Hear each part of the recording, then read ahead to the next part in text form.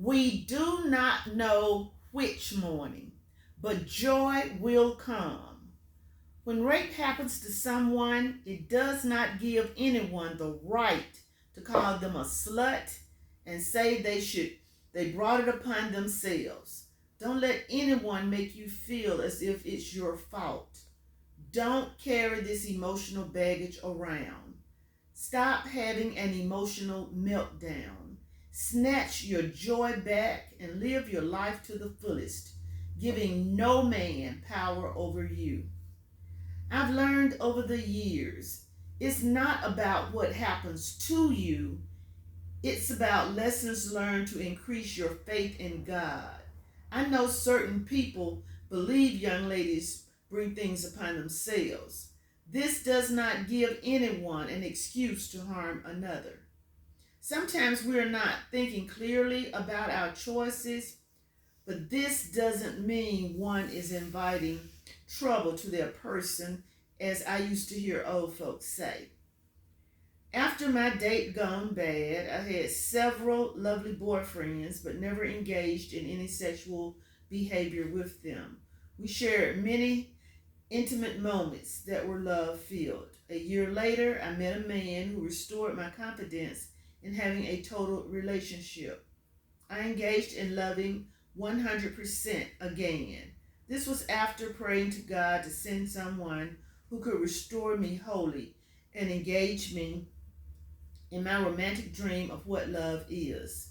This is how I came to know what holy sex was. There was a silver lining behind the dark cloud. I'm still standing. I feel truly blessed that I can stand before the world and say I was totally restored and made whole again. I discovered holy sex, a soulmate relationship.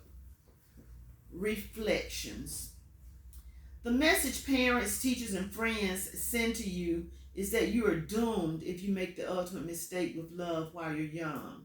You learn through trial and error, as with anything in life, finding a career, parenting, buying a car.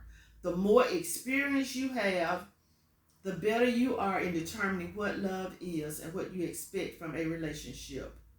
Suppose I had bought into the slut syndrome. I would have committed the fatal mistake of halting my living and not finding the love path I was supposed to travel. I could not have written this book because I would not have any experiences to draw from. Don't be afraid of upsets, upheavals, dejections, and rejections you face along the way. Remember, you are searching for Mr. Right. How will you know he's Mr. Right if you haven't met a slew of Mr. Wrongs? Suppose you have to search for your pearls. You may not meet Mr. Right on your first encounter with love. Sometimes he's standing right there to grab you by the hand and give you the thrill of a lifetime. Grown-ups should stop being so judgmental. They made mistakes before they got it right. Give the young and frisky at heart the same opportunity. Invest in giving good advice, but do not forcefully require someone to use your advice. Your advice will be utilized when the time is right. Your children will thank you in the future, probably after they have made a ton of mistakes. Grown-ups should share errors they made while dating with their children. It would help them understand that we are all human. Children will begin to reciprocate and share their secrets, maybe even their hidden secrets. Sharing will release inhibitions, fears, and faulty decision making. When mistakes are made, that is not the time to point the finger and say what one should have done.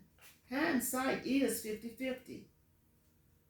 That is the time to embrace, help the person heal emotionally, and realize bad things happen to good people.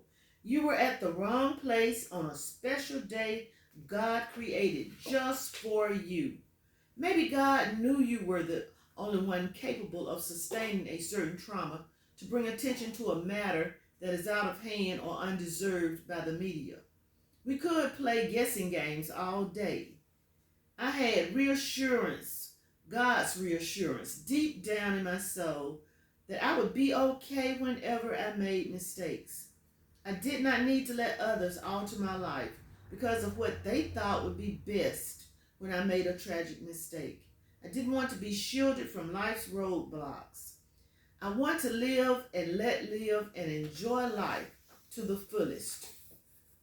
Conclusion. Use this book as a dating guide. You can take my advice or leave it. I plead with you to read it and contemplate the message. Try to step outside the box and have an open mind. I promise you will reap the benefits, and so will I if this book causes you to alter your lifestyle or continue with caution. Since rape victim has become one of the adjectives to describe me, I don't know how the men in my life will perceive me. It really doesn't matter. At the age of 17, when I was raped, it did matter. I learned a life lesson. It doesn't matter how others perceive you. It's how you perceive yourself. It's what you see when you look in the mirror. Each day I glanced in the mirror, I saw a beautiful young lady maturing into a lovely woman. I held on to this image day after day, week after week, year after year, until this picture of myself became a reality. A raped woman is damaged goods, a radio talk show host casually commented while interviewing a rape victim recently. I grew up hearing men say these kinds of things about rape victims.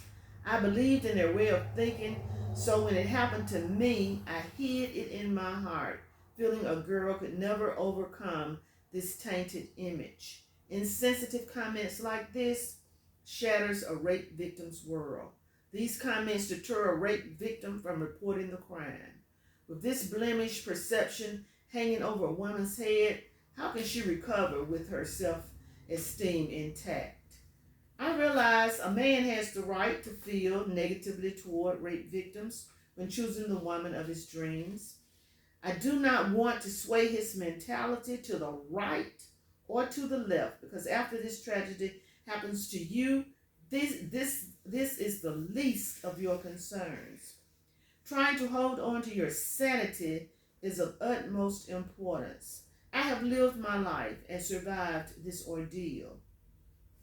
Revealing this secret is worth it if it helps rape victims become whole and share their experience.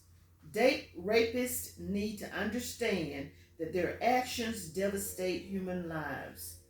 Their defiling behavior snatches an innocent person's joy, creates fear and mistrust in future relationships, shortens a person's life if they are killed, or alter one's future forever. You may disagree with the person's choices and actions on the night of a date, but no one deserves to have havoc reaped upon them because they disagreed or agreed to have sex. It was worth sharing my story if one rapist understands no means no. Nothing gives a man the right to assault a woman. Going on a date does not give a man permission to rape a woman. It is sad to say, but so many people are trying to experience holy sex with people they meet in chat rooms, through internet dating websites, and pornographic websites. Many people invest in phone sex. Holy sex cannot be created through these false manipulative techniques. Holy sex involves real emotions, real love, and real people in a real relationship. How sad it is to be hooked on the internet sex, thinking it is the cure-all for your sexual desires. It is a travesty that these people do not lavish their feelings on real partners who truly love them. It grieves my heart to see all the sexual injustices committed against innocent people on dates. I hope rehabilitated rapists read this book. If this book helps one date rape peer into the mind of a rape victim and show remorse, it's worth it. If you know someone who is addicted to phone sex, pornography, or internet dating websites, please give them a copy of this book to force them to face reality. It is a shame to see all this sexual energy wasted on unattainable sex partners that may or may not be real. Encourage them to try reality dating and experience true love that is reciprocated and appreciated. I hope this book prepares you to enter the world of sex knowledgeable about the pitfalls that may cause irreparable emotional damage.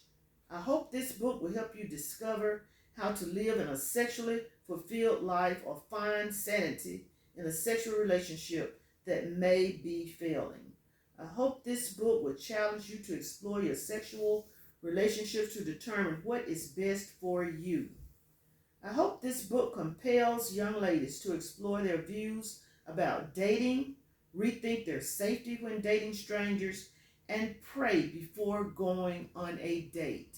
May God bless and keep you is my prayer.